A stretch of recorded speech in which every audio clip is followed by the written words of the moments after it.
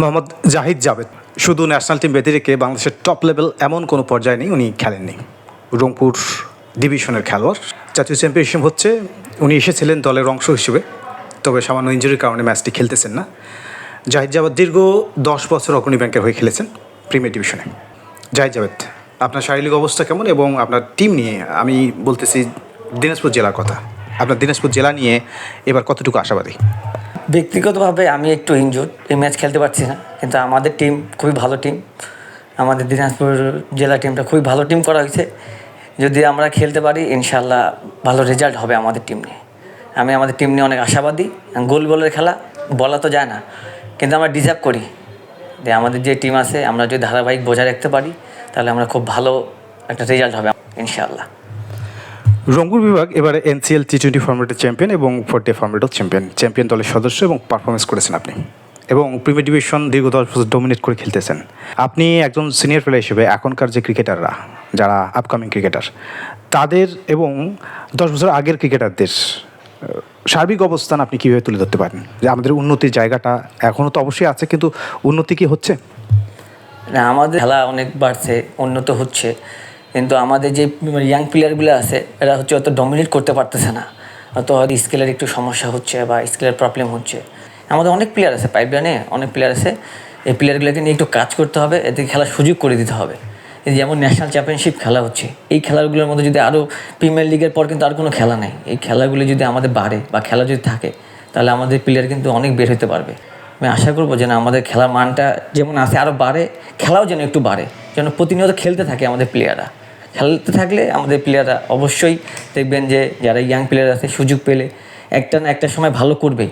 যত ম্যাচ খেলবে দেখবেন একটা প্লেয়ার ভালো ভালো দিকে আগাবে। আমার অপিনিয়ন থাকবে যে যদি আমাদের খেলা কন্টিনিউ থাকে তাহলে হয়তো আমাদের আরও অনেক প্লেয়ার বের হবে। দীর্ঘ 10 বছর একই টিমের হয়ে প্রিমিয়ার ডিভিশন খেলতেছেন, টিম আপনাকে ছাড়ে না, না আপনি টিমকে ছাড়তেছেন না? একটা তো অবভিয়াস যে টিম আপনার উপর কনফিডেন্স রেখেছে, যে কারণে তারা রাখতে চায়। আপনার অপিনিয়ন কি? আসলে 10 বছর ধরে খেলতেছি তো অগ্রণী ব্যাংকে, ওনাদের সাথে আমার একটা ভালো আন্ডারস্ট্যান্ডিং, আমিও ভালো খেলছি, ওনাদের সাথে আমার একটা ভালো বন্ডিং হয়ে গেছে। মানে মোটামুটি ওনারা আমাকে বলে তুমি আমাদের ঘরের ছেলে, তো একটা ভালো একটা সম্পর্ক হয়েছে, ভালো একটা আন্ডারস্ট্যান্ডিং হয়ে গেছে, আমিও ভালো খেলতেছি, এই জন্য আর অন্য কোথাও আমি খেলি না আর কি। আপনার জেলা ছেলে লিটন দাস এখন T20 দলের ক্যাপ্টেন। লিটন দাসের সঙ্গে আপনার নিয়মিত অবশ্যই কথা হয়। এই যে খেলা বিষয়ে তার সঙ্গে কথা হয়, দিনাজপুর খেলায় অনেক এগিয়ে যাচ্ছে, এস লেভেল থেকে শুরু করে ওভারঅল দিনাজপুরের ক্রিকেট অনেক উন্নত, সলিড বলা চলে তাদের pipeline as a district team হিসেবে, এবং সেখান থেকে জাতীয় টিম প্লেয়াররা আসতেছে নিয়মিতভাবেই। আপনি কীভাবে দেখেন লিটন দাসকে এবং আপনার দিনাজপুরের ক্রিকেট নিয়ে? লিটন তো এমনিতে অনেক ব্যস্ত, যে টাইমটা ফ্রি থাকে সে চেষ্টা করে যে দিনাজপুরের কী অবস্থা, কী কোথায় খেলতেছে, দিনাজপুরের অনেক কনসাল্ট এই বিষয়গুলো নিয়ে, দিনাজপুরের ক্রিকেটের সামনের দিকে কী হচ্ছে না হচ্ছে সব কিছু মানে আমি চেষ্টা করি, ওর সাথে আমার কথা হয় তো সবসময় আমরা এগুলো নিয়েই কথা বলি যে আসলে দিনাজপুরের ক্রিকেটে কোথায় নিয়ে যাওয়া যায়, কোন প্লেয়ারের জন্য কী করা যায়, হেল্প করা যায় কি না। ও অনেক হেল্পফুল, যথেষ্ট পরিমাণ ওর সুযোগ থাকে, ও যদি পায় অনেক চেষ্টা করে প্লেয়ারদেরকে হেল্প করার জন্য, যদি ওর মাধ্যমে কোনো হেল্প লাগে অবশ্যই ও চেষ্টা করে। এটা ভালো জিনিস, ও ন্যাশনাল প্লেয়ার হিসেবে অনেক ভালো, ও আমাদেরকে ভালো মানে সাপোর্ট করে, সাপোর্টিভ।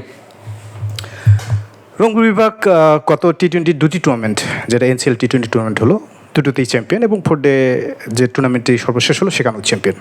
আপনি সারা বাংলাদেশে খেলে থাকেন, সারা বাংলাদেশের খেলোয়াড়দের সঙ্গে পরিচয় রয়েছে, তারা যে ফ্যাসিলিটিস পায়, সত্যিকার অর্থে রংপুর বিভাগ কি ওই মানের ফ্যাসিলিটিস পায় যে চ্যাম্পিয়ন হচ্ছে তারা? তারপরও কি মনে হয় যে কোথাও ল্যাকিং রয়েছে এই প্র্যাকটিস ফ্যাসিলিটিসের জন্য?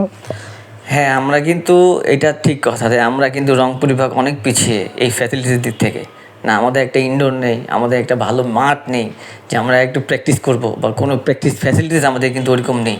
তা আমরা ইনশাল্লাহ আমরা সবাই খুব ভালো খেলতেছি দেখে আমাদের টিম খুব ভালো রেজাল্ট করতেছে। আমাদের যদি ফ্যাসিলিটিসগুলো থাকতো তাহলে আমরা আরও ভালো, আমাদের প্লেয়ার তৈরি হতো, আমরা আরও ভালো কিছু করতে পারতাম। এই দিক থেকে আমরা অনেক পিছনে আছি, যে আমাদের ফ্যাসিলিটিস দিক থেকে আমরা অনেক পিছনে আছি আমাদের রংপুর ডিভিশন। জাহিদ জাভেদ টানা 10 বছর অগ্রণী ব্যাংকের হয়ে প্রিমিয়ার ডিভিশন খেলেছে। শুধু এই একটি তথ্যই যথেষ্ট যে ওনার উপর কতটুকু কনফিডেন্স রেখেছে তার দল। একজন প্রফেশনাল ক্রিকেটার হিসেবে যে মানের খেলা খেলেছেন, হয়তো বা আপনারা অতটা দেখতে পারেননি, কারণ উনি ন্যাশনাল টিমে ঢুকতে পারেনি। এটা আমাদের ব্যাট লাক, ওনারও ব্যাট লাক। একজন ক্রিকেটারের স্বপ্নই থাকে ন্যাশনাল টিমে খেলা, সেই সুযোগটা তার হয়নি। যদি সুযোগ হতো, একটা ট্যালেন্ট আপনারা দেখতে পেতাম। আমরা দুর্ভাগা রংপুর ডিভিশনের আরেকজন খেলোয়াড় যিনি ন্যাশনাল টিমে কন্ট্রিবিউট করতে পারতেন, এখনও সুযোগ পাননি। ক্যারিয়ারে এখনও দীর্ঘপথ রয়েছে, আশা করি তার স্বপ্ন যেন পূরণ হয়।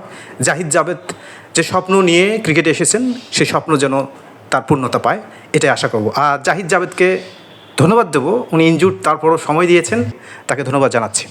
আপনাকেও অনেক ধন্যবাদ। এরকম আপনি কন্টিনিউ করবেন, আপনার প্রতি আমাদের আশা থাকবে যে আপনার চ্যানেলটা অনেক আপগ্রেড হবে, আপনি ক্রিকেট নিয়ে কাজ করবেন আর ভালো কাজ করবেন।